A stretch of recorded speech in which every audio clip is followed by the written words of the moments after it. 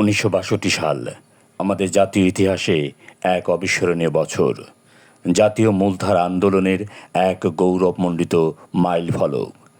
৫২র যোগ্য উত্তরসূরি হচ্ছে ৬২, আর ৬২র যোগ্য উত্তরসূরি হচ্ছে ৭১। বাঙালির রাজনৈতিক তৎপরতার উৎস ছিল ছাত্র জনতা। তাদের রুখতে জেনারেল আইয়ুব খান গঠন করেন শরীফ কমিশন।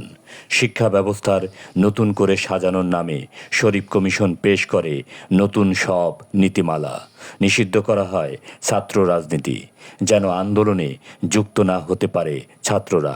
বাড়িয়ে দেওয়া হয় স্কুল কলেজের ফি, যেন ব্যয়বহুল হয় পড়াশোনা। নতুন সব নিয়ম নীতি নামে সীমিত করা হয় উচ্চশিক্ষার সুযোগ। বাড়িয়ে দেওয়া হয় স্কুল কলেজের কোর্স ফি। ডিগ্রি কোর্সের মেয়াদ যেন পড়াশোনা শেষ করতে না পারে আমাদের ছাত্ররা। নতুন নীতিমালাকে প্রত্যাখ্যান করে আন্দোলনে ফেটে পড়ে ছাত্র সমাজ।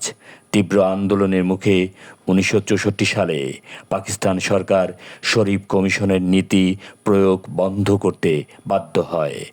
এই আন্দোলনে পূর্ব পাকিস্তানের জনমানুষ আরও এক ধাপ এগিয়ে যায় স্বাধীনতার দিকে।